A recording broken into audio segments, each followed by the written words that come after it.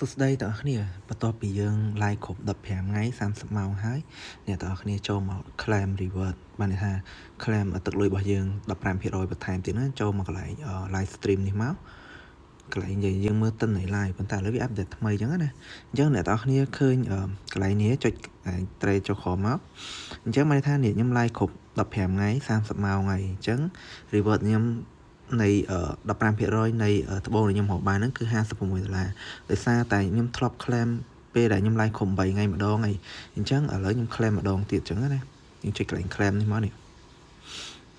អញ្ចឹងលុយដែលខ្ញុំទៅត្រូវទទួលបានបន្ថែមទៀតហ្នឹងគឺ$8ទៀតអញ្ចឹងយើងចូលទៅមើលវិញថា$56ហ្នឹងខ្ញុំ claim ប្រហែលដងអញ្ចឹងណាអញ្ចឹងចូលឲ្យនេះអូខេអញ្ចឹងខ្ញុំ claim លើកទី1$41ខ្ញុំ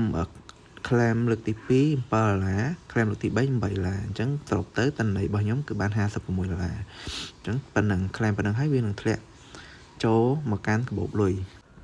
អញ្ចឹងបន្ទាប់ពីយើង claim ហើយយើងចូលមកកាន់កាបូបលុយហើយយើងវាយ password របស់យើងមកណាហើយយើងមើលទឹកលុយដែលយើង claim ហ្នឹងវា load ចូលអត់